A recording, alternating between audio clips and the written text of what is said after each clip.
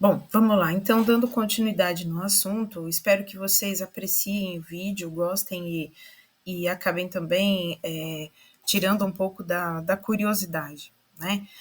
O primeiro aspecto que eu gostaria de trazer sobre a vida sacerdotal dentro das religiões de matriz africana é que ela é uma vida de bastante dedicação. Então, para que você seja um sacerdote completo, né, o estudo será algo permanente e eterno, né, eterno mesmo, né, no sentido de até o último dia. Porque a amplitude que tanto o sistema de Ifá, né, tanto o corpus de Ifá, que é onde tem todo o conhecimento da nossa religião, como a prática da mesma, principalmente no que tange a Brasil, né, onde a gente tem uma distância da oralidade original da religião. Então, estando aqui no Brasil, a gente depende muito uns dos outros, né, para que a gente possa aprender, para que se possa estabelecer um aprendizado contínuo e de confiança, porque eu acho que esse é um ponto importante, a confiabilidade daquilo também que se aprende, né. Então, muitas vezes não é possível para um sacerdote aqui no Brasil ele acompanhar apenas mais um outro sacerdote ou mais uma linha, né, de sacerdote mais velho.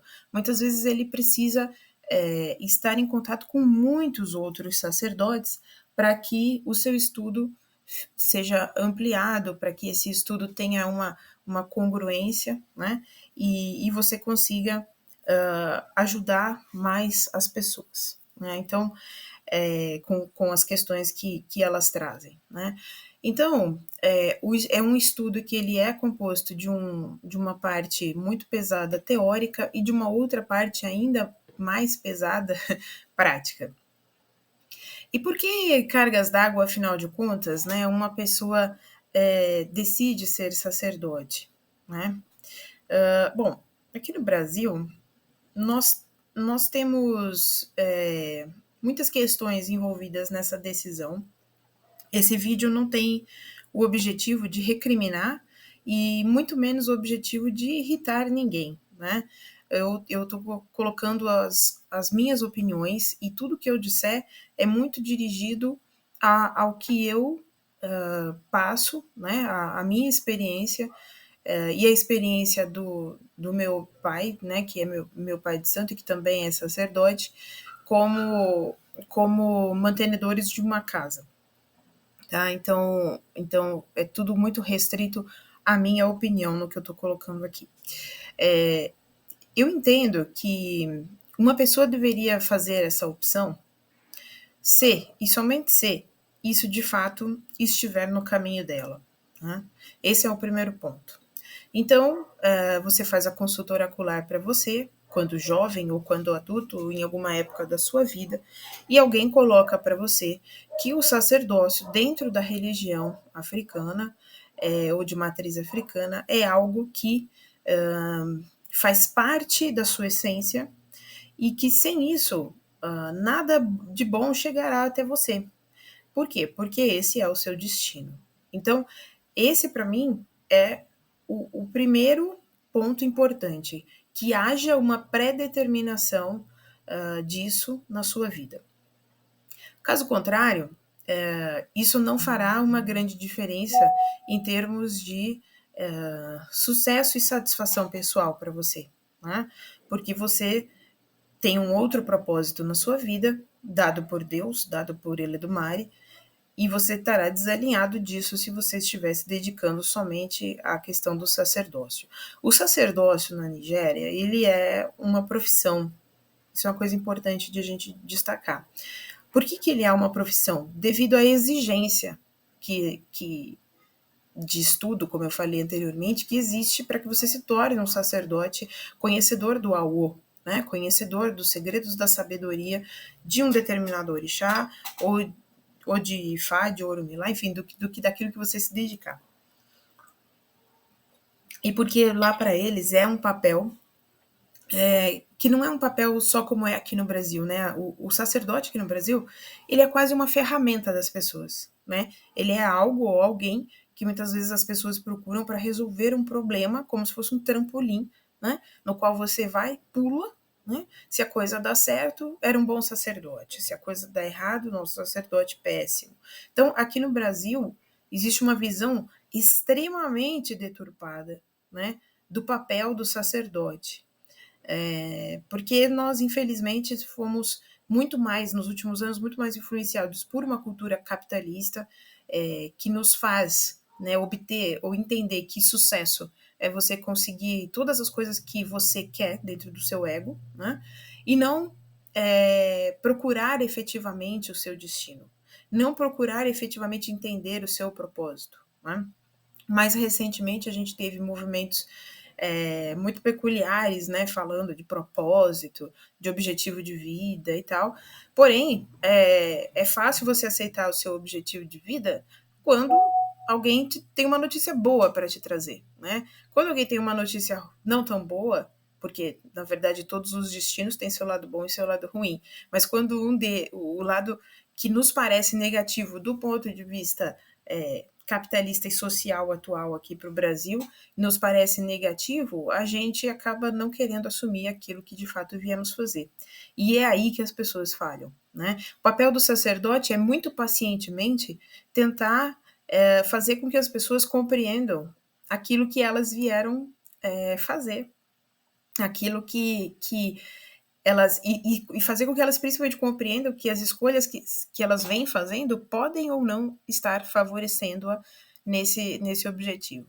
Então, vejam, é um papel bastante ingrato, né, dentro de uma sociedade que não reconhece a utilidade efetiva dessa pessoa, né, e sim que vê essa pessoa como mais uma ferramenta, porque é assim que a nossa sociedade aqui no Brasil, infelizmente, enxerga as coisas.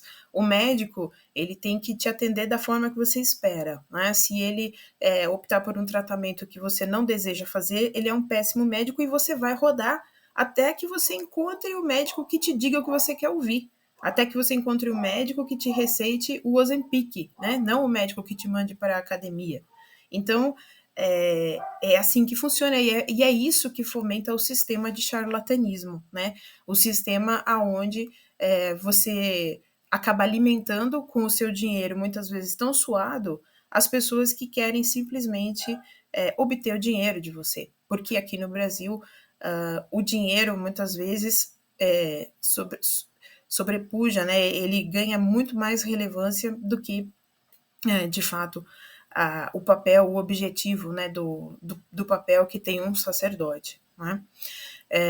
Bom, então essa é a minha opinião sobre a questão do sacerdócio.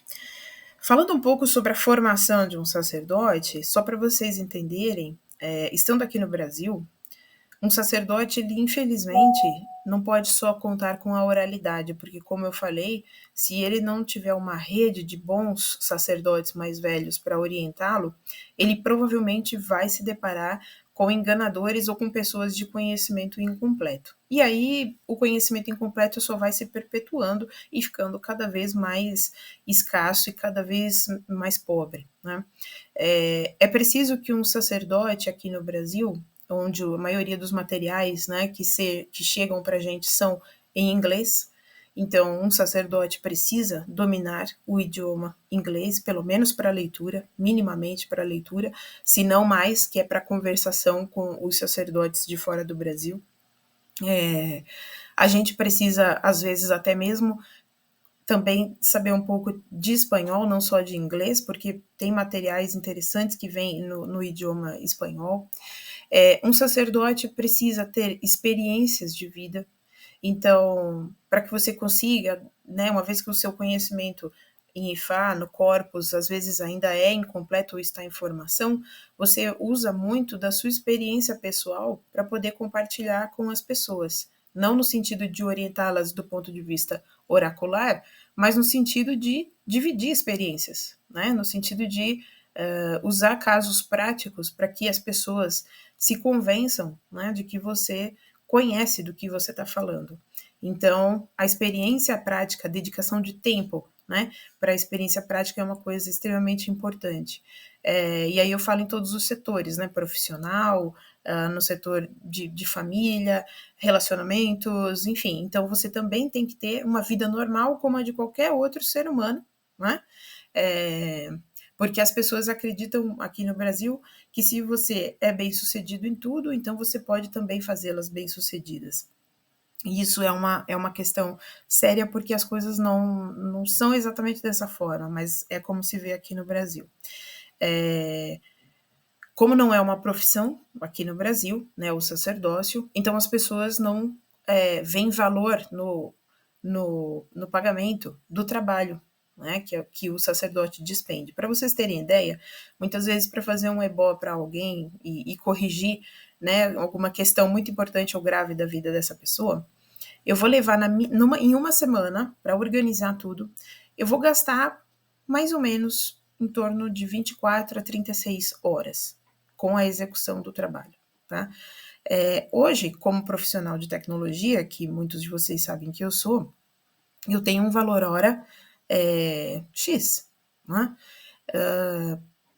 Como sacerdote, eu não posso aqui no Brasil pensar dessa forma, porque se eu fizer isso, ninguém vai achar valor no trabalho que eu estou fazendo. Embora a pessoa chegue para fazer o ebó, a erva está lá, o banho está pronto, né? Está rezado, está feito, os animais, quando necessário, estão lá, estão limpos, estão alimentados, estão saudáveis, principalmente, né? Vai ter mais pessoas envolvidas para trabalhar para essa pessoa, para ficar ali à disposição e fazer tudo para ela, né? Vai ter comida sendo feita, vai ter todos os elementos estarão lá à disposição da pessoa, mas ela quer pegar R$ 20 e colocar ali no chão para dizer, olha, esse é o pagamento de vocês. 1 minuto de silêncio para reflexão, né? Então, muitos sacerdotes aqui no Brasil colocam o valor, né? Olha, é R$ 500, é não sei quantos reais, fora a limpeza, né, do local, tem um monte de coisa envolvida aí. Mas isso ninguém observa. A única coisa que a pessoa vai observar vai ser o resultado do que ela fez. Aí, se for positivo, a pessoa quer dar até as calças para você, né?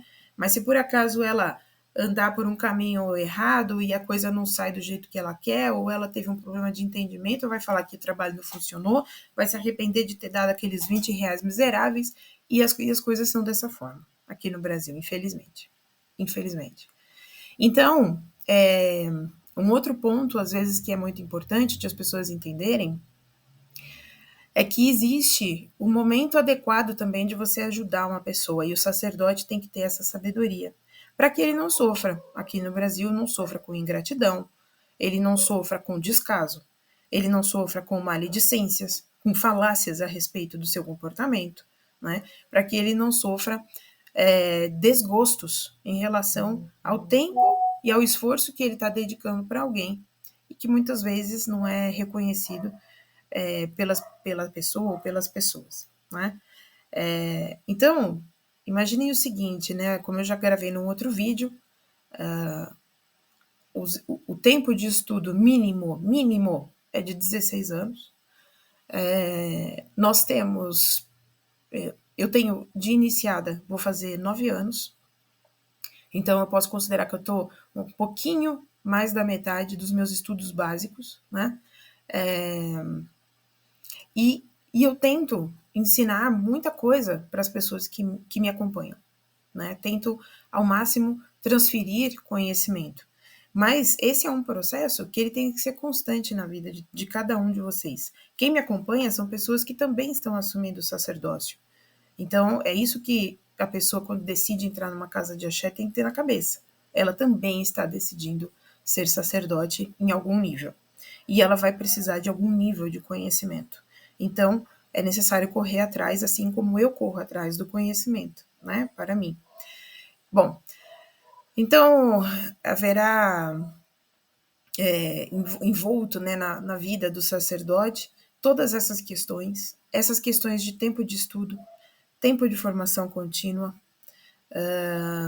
formação de caráter, né? Muitas vezes ao longo da vida, né? Nós, sacerdotes, também temos as nossas questões pessoais, nossos desejos pessoais, a gente muitas vezes erra, né? Somos seres humanos, erramos, e aprendemos com os nossos erros.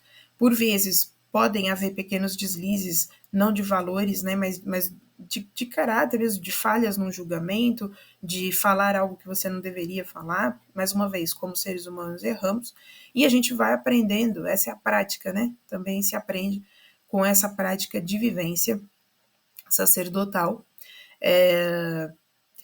E a dedicação de tempo é muito pesada. Então, eu tenho criança pequena, né? Desejei ter filhos, tenho filhos, trabalho, como eu falei, né? Trabalho com tecnologia, então meus dias são muito doidos, como de todo mundo. E ainda por cima, eu preciso dedicar tempo para atender as pessoas, né? Esse é meu destino, eu assumi isso e dedico tempo para atender as pessoas e para tentar resolver as suas questões, sempre conforme a orientação que eu recebo dos orixás. Né? Então, se você hoje frequenta a nossa casa, se você hoje conhece um pouco do trabalho, de tudo que a gente já fez, se você já foi beneficiado de alguma forma, eu agradeço muito pela confiança. Quero dizer para vocês que o estudo é constante, são livros e livros e livros. Eu vou ver se eu tiro uma foto, que eu tenho uma coletânea de coisas. São, é um esforço contínuo. E eu só queria dividir isso com vocês para dizer que esse esforço é para que a vida de todos melhore, né? E eu sempre digo que quando eu tenho um filho dentro da minha casa, seja na assistência ou seja uma pessoa que me acompanha na vida sacerdotal, e a vida dessa pessoa não está saindo do lugar ou não está melhorando, eu me sinto corresponsável em ajudá-la a fazer alguma coisa, embora eu não tenha responsabilidade nenhuma. Mas o que é importante de dizer é que muitas vezes eu questiono os meus filhos dessa forma. Lembra que você chegou aqui há 4 anos atrás? A sua vida estava assim. Você não fez o ebó, você não fez o que a gente falou. E as coisas continuam exatamente iguais, ou piores. Até quando você vai querer perder tempo? Né? Até quando você vai deixar de investir tempo na sua felicidade? Não adianta você estar dentro de uma casa espiritual se você não tiver compreensão e não aprender com os conselhos, muitas vezes duros, que um sacerdote vai te dar. Então, podem contar com isso. Eu darei bons conselhos para vocês, conselhos às vezes leves e às vezes duros. Mas eu quero que todos entendam que os conselhos que eu e o Pax damos para vocês são conselhos para que vocês melhorem. São chamadas de atenção para que vocês coloquem as coisas no lugar. Né? E eu entendo que muitas vezes é difícil, mas é por isso que nós somos chamados de pai e mãe de santo. É porque temos que ser vistos como pais e mães que vocês escolheram para seguir, né? Para chamar de pai e mãe. E como pais e mães, muitas vezes, no meu caso, até sendo mais nova em termos de idade, mas vocês precisam entender que eu sigo as orientações que vêm de quem não tem mais idade, né? Então, as orientações dos orixás e dos amigos espirituais, elas são dadas e repassadas muitas vezes por mim para vocês, para que vocês melhorem. Então, é por isso que vocês nos chamam de pai e mãe, porque é esse tipo de respeito que eu espero receber e é esse tipo de tratativa que a gente tem que cada vez mais passar a ter. Né? Eu sempre os recebo como mãe e eu espero que vocês se comportem como filhos, tendo em relação a mim bastante respeito, como eu tenho com vocês, jogando comigo de forma sincera, respeitando a minha casa, respeitando a terra que vocês usam e pisam, mas o principal, respeitando uns aos outros, porque eu não tolero a falta de respeito dentro da minha comunidade. Então, sigamos os acordos, vocês já conhecem a casa, já me conhecem um pouco, já conhecem o Pax um pouco, e compreensão, respeito, calma, né, nos tratamentos e nas tratativas, é algo que nos fará ir muito longe e ir longe cada vez melhor. Muito obrigado. Espero que esse vídeo tenha esclarecido um pouco de quanto tempo da minha semana eu dedico para estudos, quanto tempo da minha vida eu dedico para estudos na prática, né? E eu estou à disposição para esclarecer qualquer dúvida de vocês a respeito disso e de outros assuntos. Acompanhem nosso Instagram, sigam aí os trabalhos, sigam a nossa casa. Muito axé e um excelente final de semana. Obrigada, pessoal.